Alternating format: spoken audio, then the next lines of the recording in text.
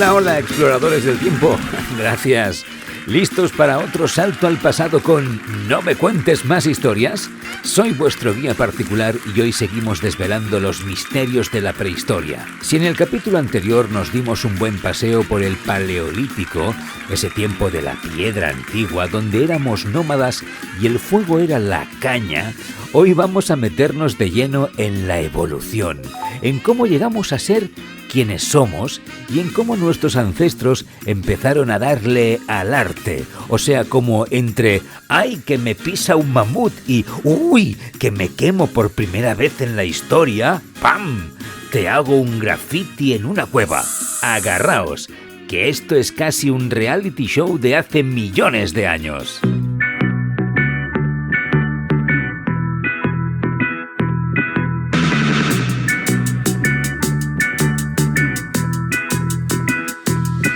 Primero, y para que no se nos olvide, ¿qué era eso de la prehistoria? Pues si lo recordáis, era el periodo más largo de la historia de la humanidad. Imaginaos un calendario gigantesco. La prehistoria empieza hace unos 5 millones de años con nuestros primeros tatarabuelos en África. 5 millones de años. Y termina hace unos 5.000 años con la invención de algo que hoy nos parece supernormal: la escritura. Sí, escribir. Parece poca cosa, pero la escritura cambió absolutamente todo. Y ojo, que la prehistoria no acabó al mismo tiempo en todas partes.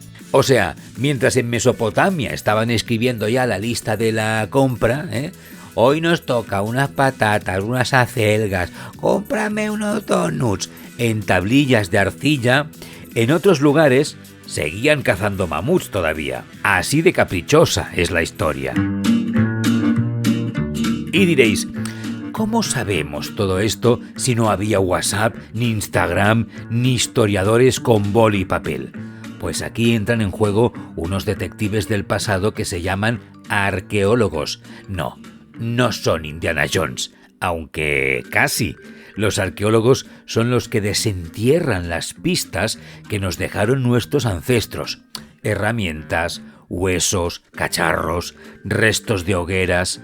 A los sitios donde encuentran todas estas reliquias los llamamos yacimientos.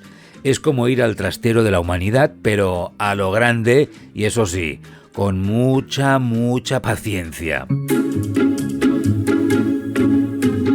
Para que os situéis, la prehistoria se divide en 3 grandes épocas, como si fueran 3 temporadas de una serie.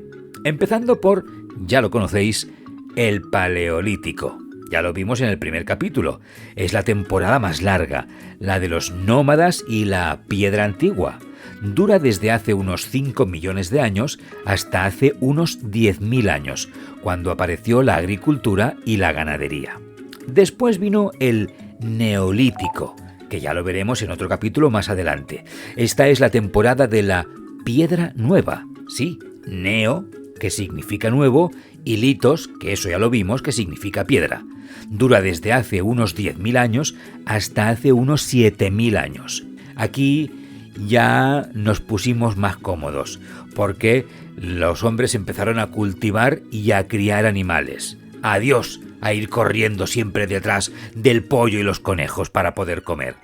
Y después finalmente la edad de los metales, que es la temporada en la que, como su nombre indica, descubrimos los metales. Esto fue un boom tecnológico, os lo aseguro. Va desde hace unos 7.000 años hasta que la escritura lo cambió todo. Pero centrémonos en lo gordo, en cómo llegamos a ser nosotros. Los humanos somos el resultado de un proceso larguísimo y fascinante que llamamos hominización. Y no tiene nada que ver con hacerse hombre en el sentido de ser un tío o una tía, que a veces el nombre confunde, sino con la evolución del género Homo. El nuestro es el proceso evolutivo por el que nuestros antepasados primates como los chimpancés, gorilas u orangutanes de los que venimos, no de los que existen hoy, ojo, pues fueron adquiriendo las características que nos diferencian de ellos. Y mirad si nos diferencian. ¿Cuáles son estas características que nos hicieron tan especiales? Pues mirad, hay 3 cosas clave. Primera, el bipedismo. El bipedismo. Esto es clave. Significa bipedismo, caminar sobre 2 pies. Parece una tontería, pero nos liberó las manitas. De repente podíamos llevar cosas en las manos, podíamos fabricar, gesticular para pedir comida y además, al caminar erguidos, teníamos un campo de visión más amplio. Podíamos ver si venía un tigre dientes de sable o si había un árbol lleno de frutas. Vamos, que nos convertimos en un GPS natural con patas. Segunda clave, el desarrollo del pulgar oponible. A ver, vamos a ver, escuchadme. Tocad vuestro pulgar con los otros dedos de la mano. Hacerlo. ¿Veis qué fácil es? Pues esa habilidad, esa pinza de precisión nos permitió manipular objetos, fabricar herramientas complejas y básicamente hacer virguerías. Sin el pulgar oponible no tendríamos ni smartphones ni sabríamos abrir un paquete de galletas. Y la tercera clave, el incremento del tamaño y la complejidad del cerebro. Esto es lo más importante. Nuestro cerebro se hizo más grande y más complejo. Esto nos permitió desarrollar el pensamiento y el lenguaje. Empezamos a razonar, a planificar, a comunicarnos con más detalle, a contarnos cotilleos y, por supuesto, a inventar historias. De ahí el nombre de este podcast, ¿verdad? La humanización, por cierto, no fue una línea recta tipo de mono a hombre en 3 pasos. No, que va, fue un camino lleno de curvas, con especies que convivieron, otras que se extinguieron y nuevos modelos que aparecían. Es como la evolución de los coches. Tienes el modelo básico, luego uno deportivo, otro familiar y algunos que se quedan en el camino. Para que os hagáis una idea de quiénes fueron nuestros parientes más famosos en este proceso, aquí los tenéis.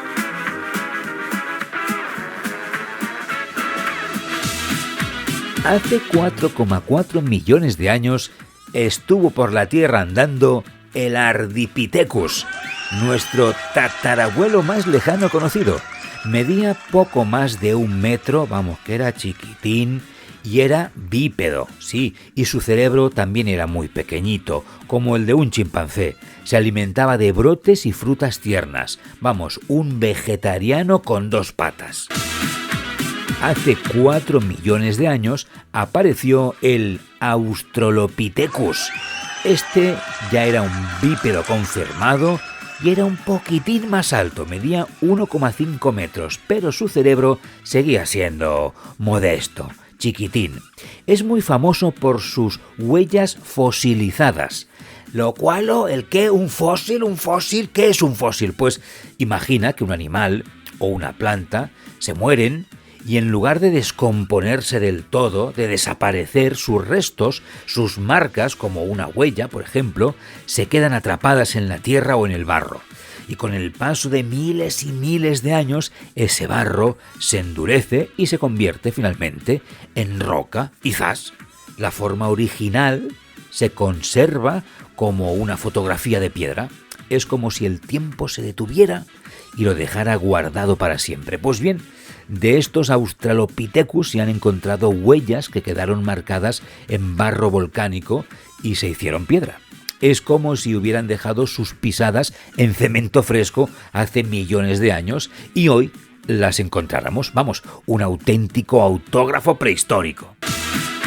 Hace 2,5 millones de años estuvo por aquí el Homo habilis. Este ya era un crack. Su nombre significa hombre hábil. Y es que fue la primera especie capaz de fabricar herramientas de piedra de verdad. el primero en darse cuenta de que una piedra afiladita, bien talladita, servía para más que para tirársela a su vecino por la cabeza. Su cerebro era ya más grande, lo que le dio la chispa para la innovación. Hace 1,5 millones de años le siguió el Homo erectus. Este fue el aventurero de la familia. Fue la primera especie en salir de África y colonizar otras partes del mundo. Su cerebro ya era más grande y lo más importante, fue el que descubrió el fuego. No solo lo usaba, sino que sabía cómo mantenerlo y crearlo. Y se cree que utilizaba un lenguaje ya más elaborado, es decir, que más allá de solo emitir sonidos básicos para decir comida, comida, o peligro, peligro, como seguramente hacían los anteriores, que a ver, para avisar de que venía un tigre dientes de sable, un buen gruñido, pues era muy útil, ¿no? No, el Homo erectus ya empezaba a combinar distintos sonidos para formar unas frases ya, ¿no? Unos mensajes un poco más complejos. No esperes una conversación filosófica, pero sí algo más allá del ¿no? Imagínate las primeras charlas en la hoguera. ¡Qué bonito!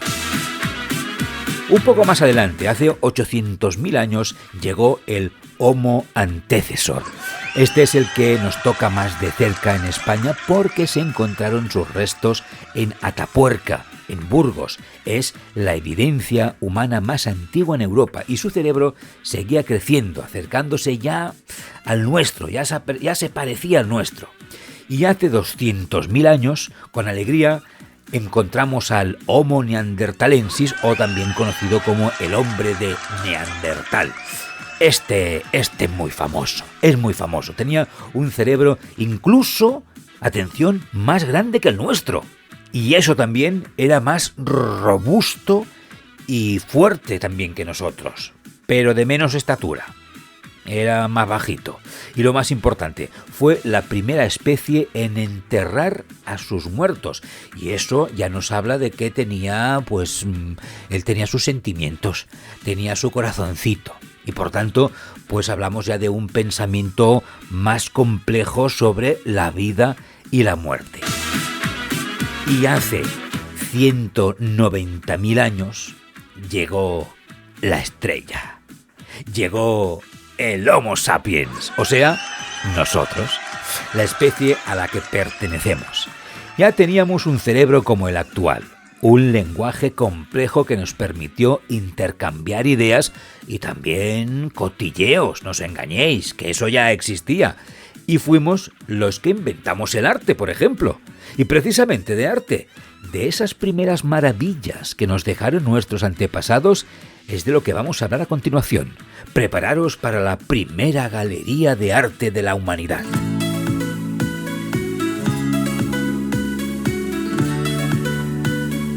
Porque llegamos a una de las cosas más sorprendentes de la prehistoria. El arte. Parece mentira, pero hace unos 35.000 años, nuestros antepasados empezaron a decorar las paredes y los techos de las cuevas. A esto lo llamamos arte rupestre, que significa literalmente arte en las rocas. Eran los primeros grafiteros, pero con más clase y dejando un legado para la humanidad. Los ejemplos más famosos están en la cueva de Altamira, en Cantabria, en España.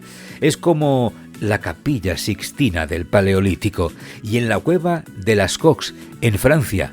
Si tenéis la oportunidad de ver las réplicas, os dejarán con la boca abierta.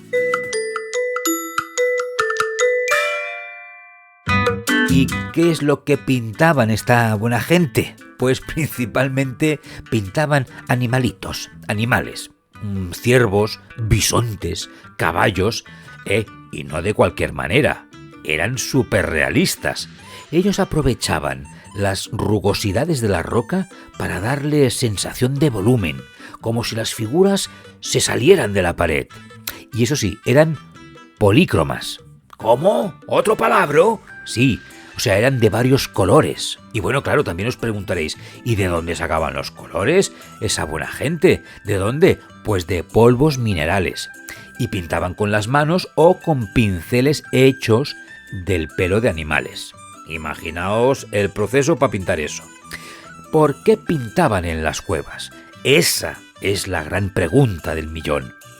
La verdad es que no lo sabemos con certeza, pero como representaban animales de forma tan realista, muchos historiadores creen que estas pinturas formaban parte de ceremonias religiosas para favorecer la caza, como si hicieran un conjuro mágico dibujando el animal para que luego, cuando salían a cazar, pues fuera más fácil cazarlo, como si estuvieran pidiendo, a ver, por favor, a algún tipo de divinidad que les ayudara a cazar a ese bisonte o a ese caballo. Es como si hoy pintáramos un examen aprobado en la pared para que nos fuera bien el examen. Pero no solo pintaban, también elaboraban pequeñas esculturas de piedra, de marfil o de hueso.